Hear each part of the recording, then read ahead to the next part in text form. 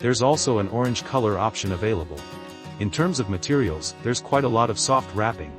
Cars in this price range generally do quite well with soft materials. The door panels, upper and mid sections, all use some soft plastic materials with some fox stitching details. These fake stitches are paired with some real stitched leather wrapping. The interior uses a considerable amount of soft-touch materials. This fox stitching is paired with some real stitched leather wrapping. Then over here, on the armrests, there's also leather wrapping, and in the center, there's a large area of leather wrapping too.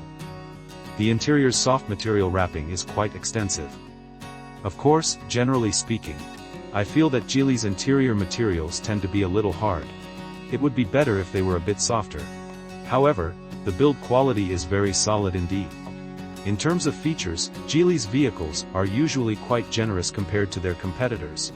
Firstly, this car, in terms of comfort features, except for the base model, all models come standard with ventilated and heated seats. They also all come standard with their signature marshmallow seats, which are like Tay-style headrests, very supportive, with good rebound, and should be very comfortable for long drives. They even have perforation. The top trim level also comes with seat massage, and its seat massage function includes not just back massage, but also leg massage. Let me try it out. Comfortable, it is very comfortable indeed. Okay, let's turn it off. And now, let's talk about some of its automated features.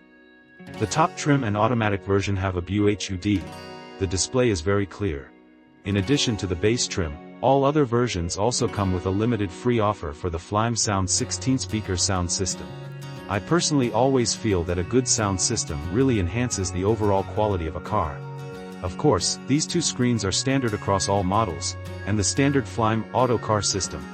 Many people are asking what kind of chip it uses, and the official has not announced it. The Galaxy 15, I recall, uses the Dragon Eagle 1. I do not know what chip this car system uses, so let's take a look at its actual performance.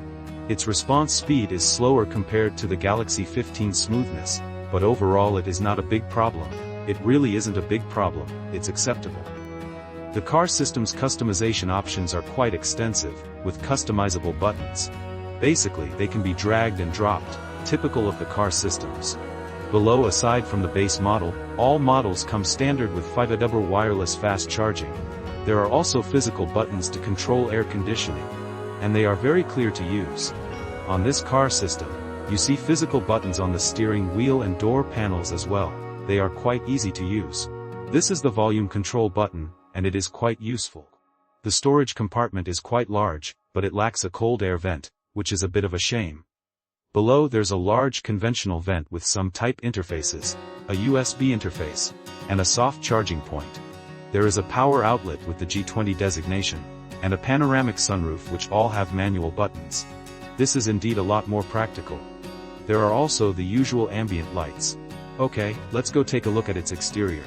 Before we do, I want to let you hear how well it is insulated when it is stationary. The top trim level does not use front double-layer glass, but this glass is said to be thicker and optimized for sound insulation. I recommend that everyone listens with good headphones. I will open the car window first. The wind outside is still a little strong. Now I will close it. Based on actual experience, even though the double-layer glass is not used, the environmental sound reduction is still quite good. It's really quite good. I personally think that Geely has finally recovered its mature and stylish design cues. Looking from the rear of the car, it looks like a larger Galaxy U. Coming back to the rear, this rear design is actually more like the Geely Galaxy L7. The distance of the upper brake light has been widened, giving it a more sophisticated and powerful look. The tires on the top trim level are 2050 R18. These are currently made by the domestic brand, Linglong Tires Atlas. If it was paired with more suitable tires it would be better. The opening is very wide and low, giving it a square shape. The rear space is very impressive, significantly better than its competitors. There is also a large compartment below, which is integrated. Okay, in terms of features, there is a Harman Kardon sound system. The rear seats can be folded down, almost creating a flat surface. The practicality is also good.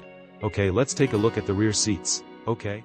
This car's wheelbase is between the Galaxy E5 and Galaxy L7, so its positioning is between the two of them as well.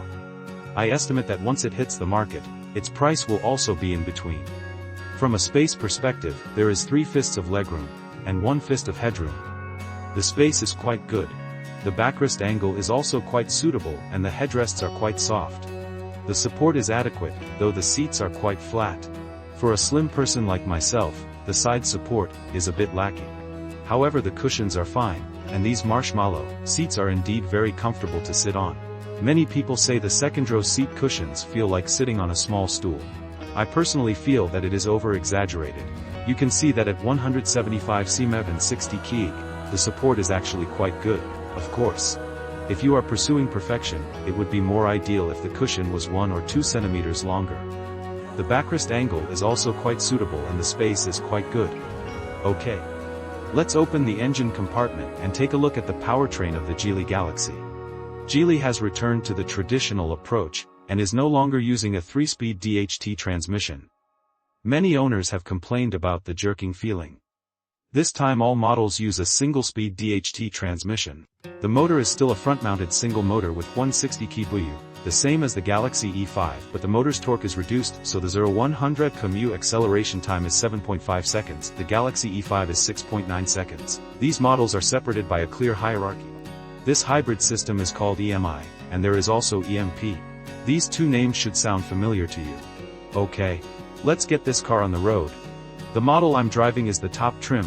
It has front Mafferson and rear Multilink independent suspension. Let's first summarize its chassis, performance and characteristics.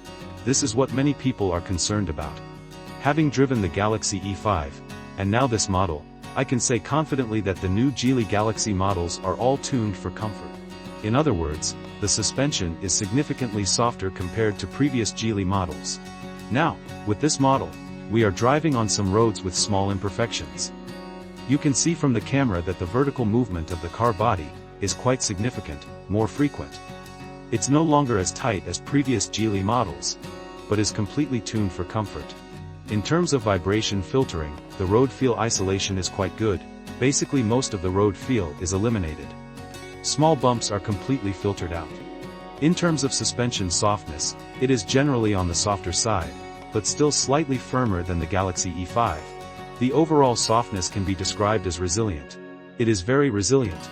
Of course, when you are driving on rough roads, like over-speed bumps, its suspension is a little bit firm.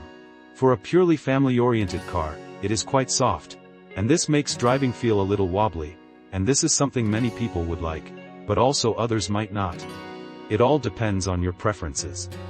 Regarding its body control, I'll make a slight turn. You can see that I can clearly sense that the body movements are rather large, the center of gravity shift is slow, and the steering response is also slow. The accelerator and brake pedals feel very soft. It's a very family-oriented tune.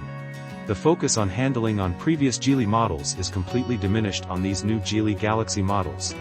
However, the car's support, the suspension support is quite good. Particularly its ability to control body roll. When I was driving here, when we were on the highway, taking some sharp turns at high speed, the car's body roll control is very good for a car of this size. Indeed. Many people who have driven the Galaxy E5 have complained that its suspension is already very soft, or even too soft. The only thing that I cannot accept with this model is that even on some better quality paved roads, or when slightly bumpy, the small vibrations and bumps are quite frequent and large, and this is something the Galaxy E5 handles much better. Even though its suspension is soft, it has better road adhesion, and its absorption and filtering of small bumps and vibrations is better than this model. The new model will have such problems. I personally think that this kind of tuning is not ideal. Now, let's talk about its powertrain. All models are front-wheel drive, with a 160 kW motor and 100 km/h acceleration time of 7.5 seconds. The current driving mode is in Smart mode. Let's press the accelerator a little bit. The power feels adequate overall. It is not exceptionally powerful. The good thing about Geely's new cars is that the motor has virtually no lag. This is a tuning that I personally like a lot, which is instant power when you press the pedal. Now, we are letting the driver take control, and we are driving on a country road to feel the driving comfort, and how well insulated the car is. So everyone can listen with headphones to get a feel. Firstly, in terms of comfort, the seat comfort and space are fine, but the chassis, as I mentioned before, does transmit more small bumps and vibrations, and the feeling is more wobbly. The second row is definitely more wobbly and bumpy than the first row. Indeed, as many people online have said, the second row's chassis is quite likely to make you car sick if you are sitting there for a long period, particularly on bumpy roads. Now, we have arrived on the highway, so let's first experience its mid to high speed acceleration. I'll first reduce the speed to 80 km/h, and the driving mode is Smart mode. I will press the accelerator now.